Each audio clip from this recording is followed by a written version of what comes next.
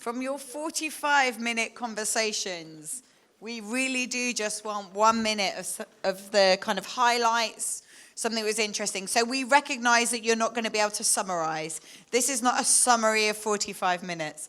Could you just move down a little bit and then we can have everybody on? Thank you. Just move yourself down. So Chris and I are going to do something really clever.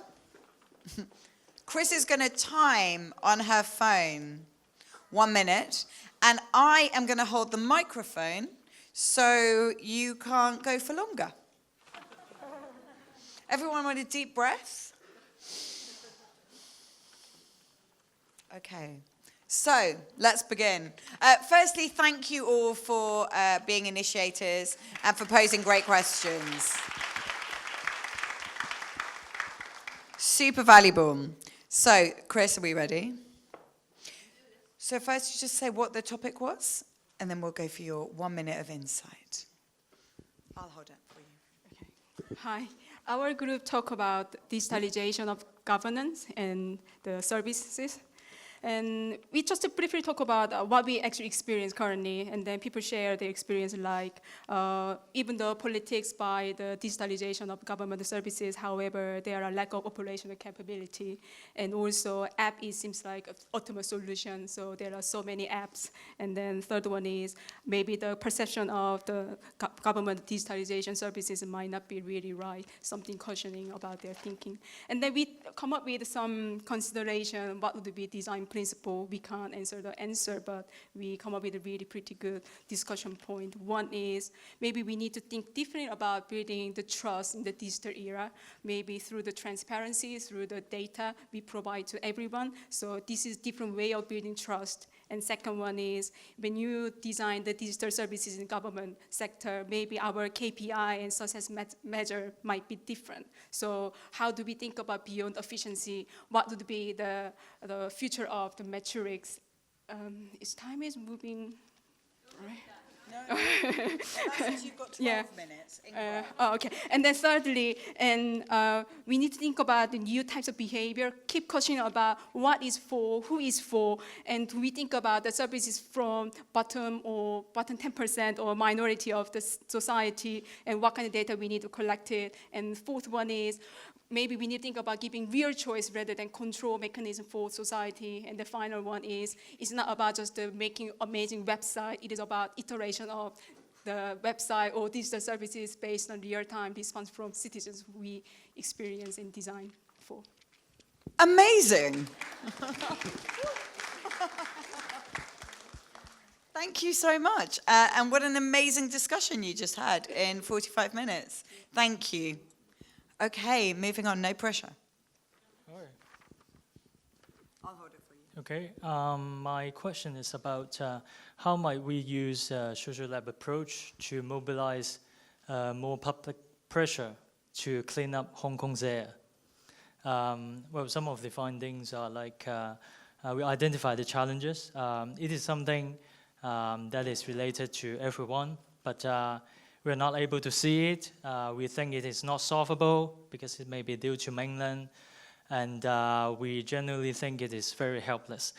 But after 5 minutes of so helpless, we think of more things, such as one of the ideas is that we're going to launch a district-based engagement program that will build a meter at each major road junction, and say after 3 months of intervention, if there's a air pollution reduced by a certain threshold, say by 20%, then the whole district will get a certain kind of incentive. It is a way to mobilize more people to do things that reduce air pollution.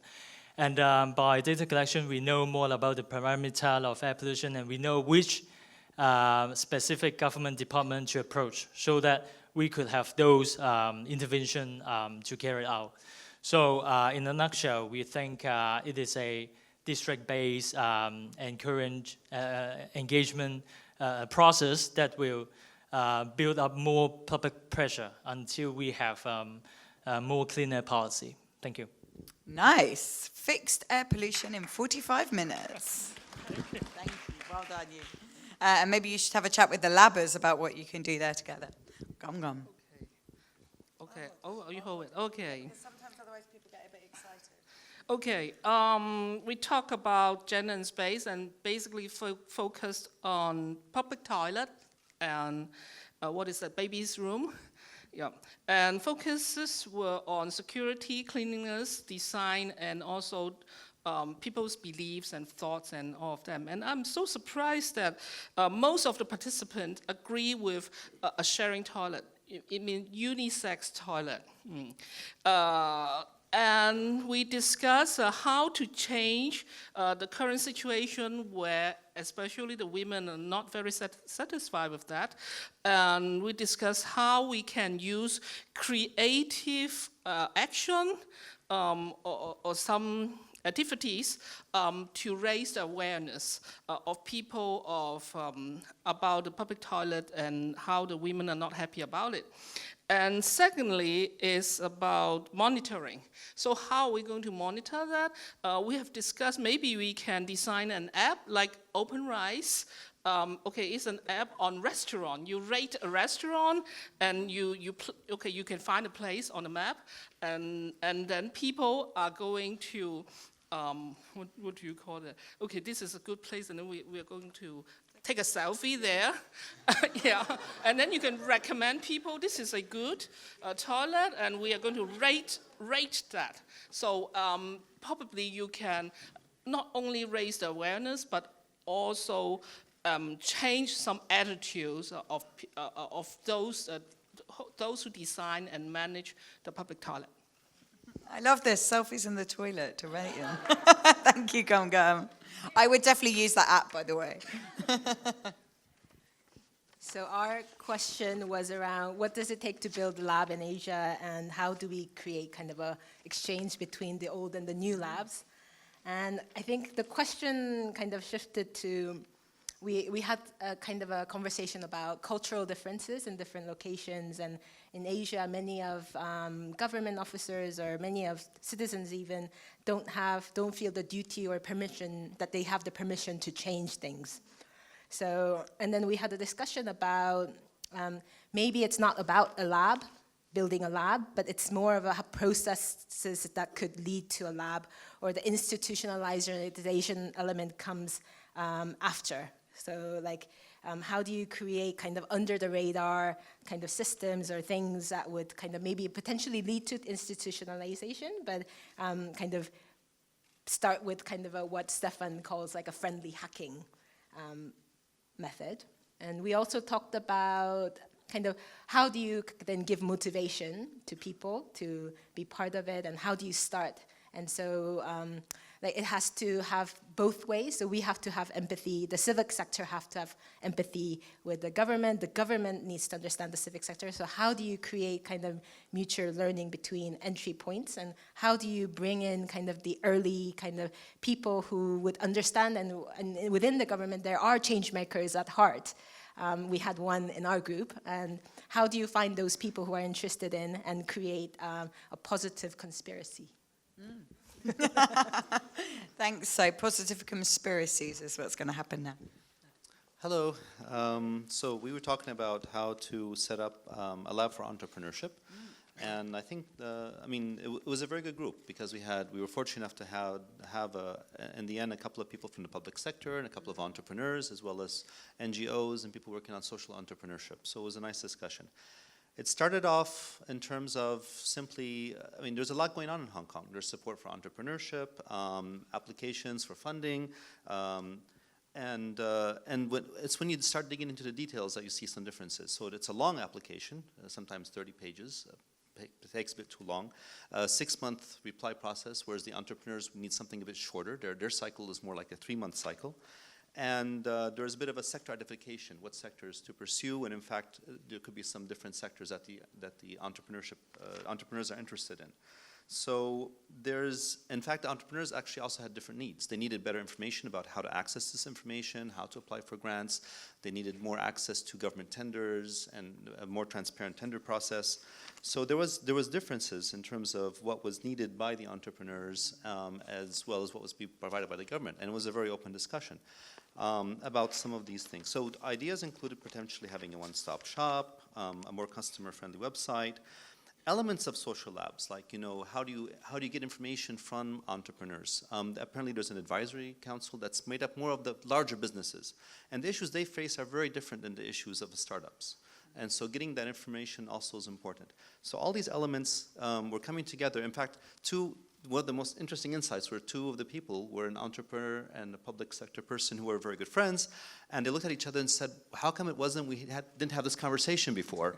So creating a space where you can have that kind of a conversation, bring in the NGO sector that was working in entrepreneurship education and preparing the new generation, and adding the social entrepreneurship angle, which was the last maybe 15 minutes of the conversation, kind of presented how these different angles could come in together to identify some solutions that were more client-based or customer-focused. So yes, it was a good conversation.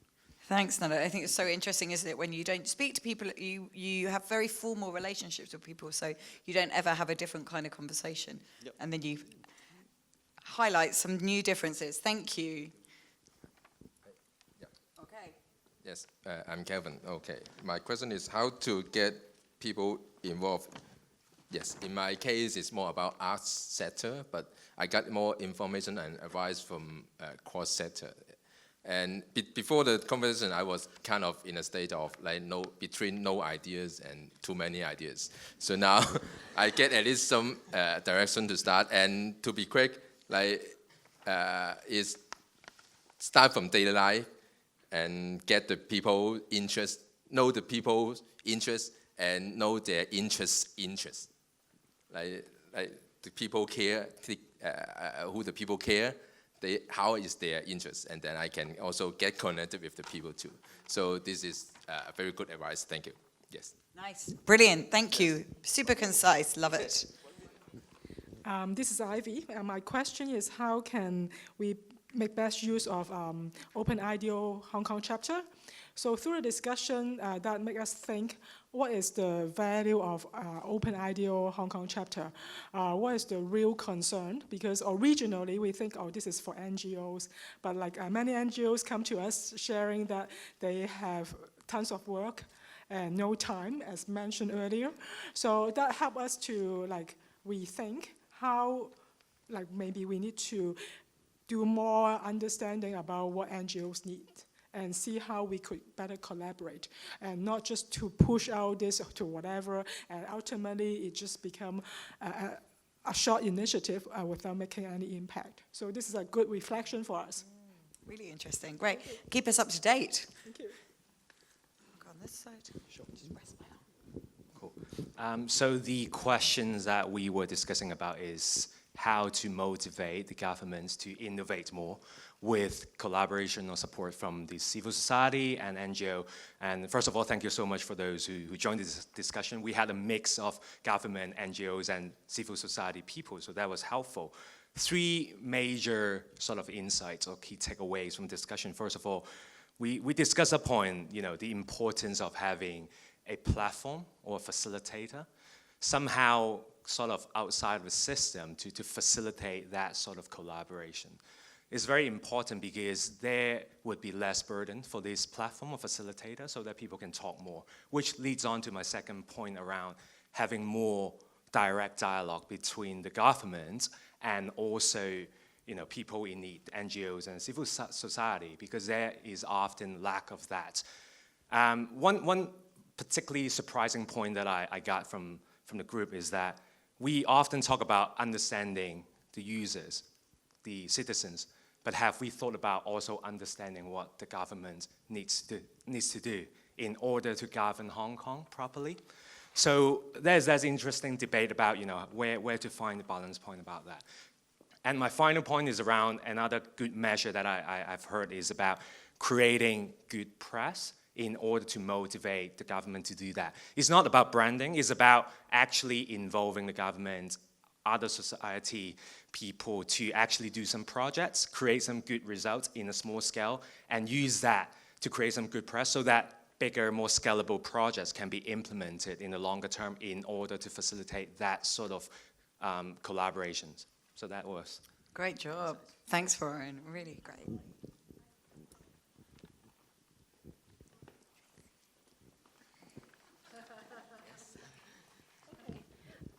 So my question was about how we can further engage diverse stakeholders in education to come together for dialogue and create changes in education. And there were a lot of good suggestions from my team, and we also had a good mix of people from different backgrounds. And suggestion we have to create more opportunities for diverse stakeholders to come together, and particularly for the people who have the power to change, to listen to the users, to really listen to parents and students and how they really think about learning, not schooling, but real learning, and how we can integrate learning into our schools and education system. And also, after dialogue, it's also a lot about how we can co-create or we define what we really want to change in education, how far we want to go, what's the targets and vision. And then after the co-creation, it's about the experience, giving the opportunities. There was a suggestion about bringing social lab model into the schools and also identify the key areas to change and get the different people in, and so we can collaborate and think of the new ideas. And one insight for us is about we have to design a system that gives reward or incentive for the people in the education system to innovate. Yeah. Thank you. Perfect. And you were in the same group? No. Yes. Yes? John the same, but we have different conclusion. Oh, okay. You merged. You merged, but two different conclusions. Yeah. Interesting. Quick. My group is talk about the flipped learning. For all of you, have you know what's flipped learning? It will be in short. The idea is that flip the learning from the passive role from the student just hearing what the teacher writing on the blackboard.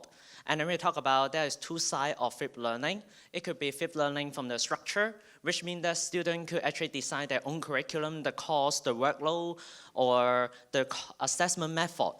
Nowadays in Hong Kong, we always link schooling to examination or success into DSE result, 5-star star.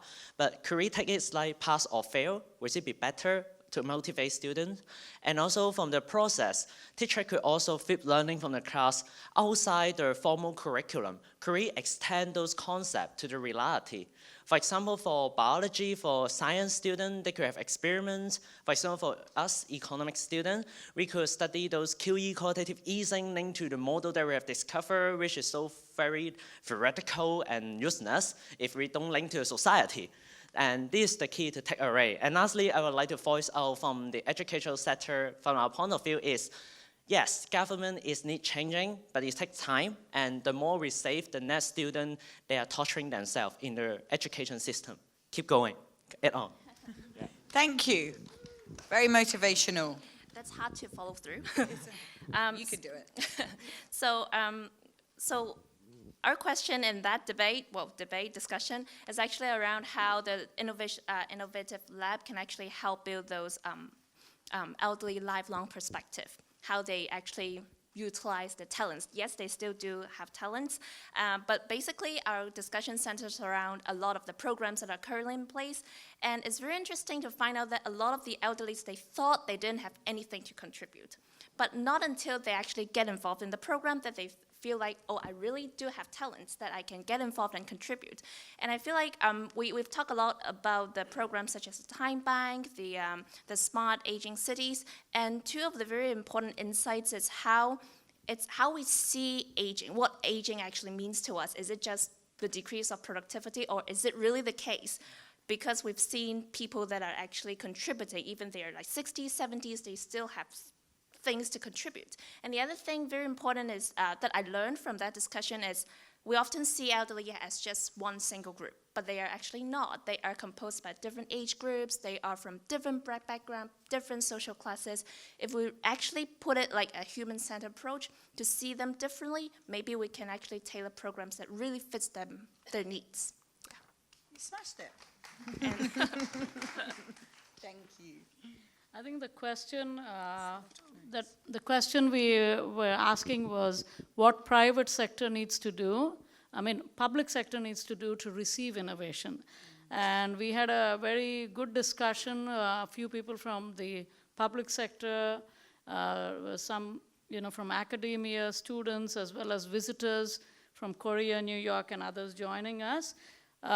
It was an interesting discussion. Some of the things, I think few takeaways. One that stuck with me was there is a complaints hotline in Hong Kong, and government receives a lot of complaints. And the idea is, why don't you change that to suggestions hotline? So you receive more suggestions rather than just complaints, and use it more effectively. So that, I think, is easy to do overnight. I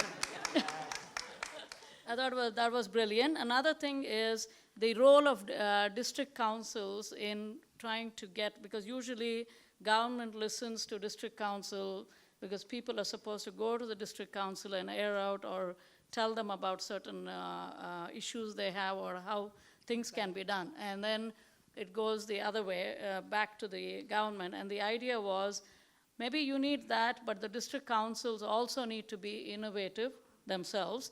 And maybe one thing could be, like there's a competition between different district councils of which one does better. So there's some way of measuring that.